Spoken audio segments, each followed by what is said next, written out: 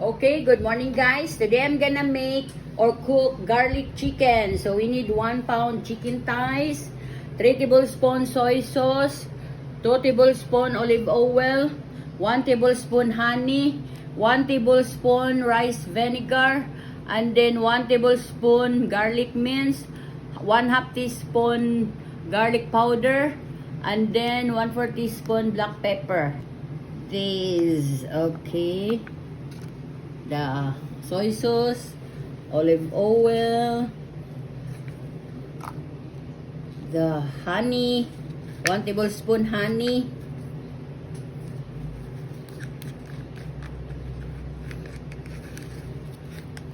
and then rice vinegar, garlic, minced garlic,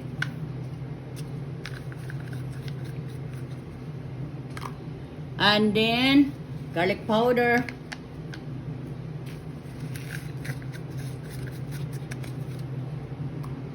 and then black pepper. Ato siyang i-mix, guys.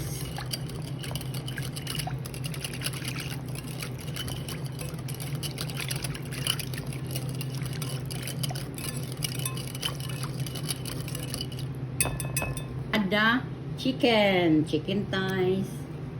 Okay, this is 1 pound of chicken thighs. Okay, we're gonna make it sure that all the chicken thighs coated with this sauce. Okay, so we marinate this one. Okay, we marinate this one for 30 minutes to 60 minutes. Okay. Okay guys, so ako na ni ibutang guys, marinate na to for 30 minutes to 1 hour, okay?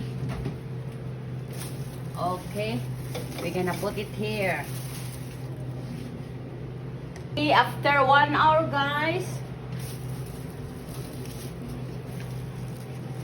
Okay, this is it. So, ato na ni siya lutoon dito sa gawas guys.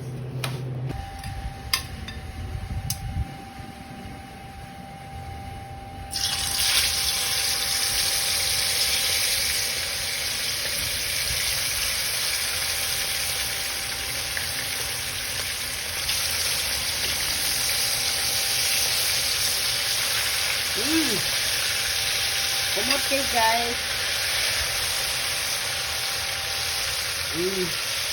So ato sa lang lutoon guys. Bubalik tayo, hindi ka lutoan na, okay? Okay guys, just a little sauce like that.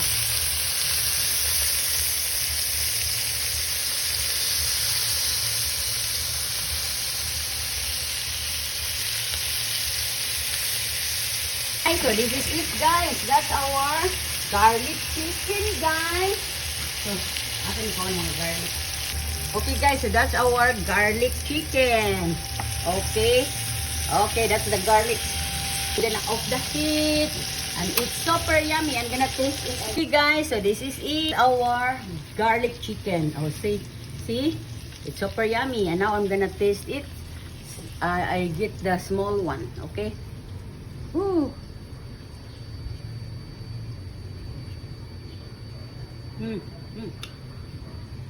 It's yummy guys.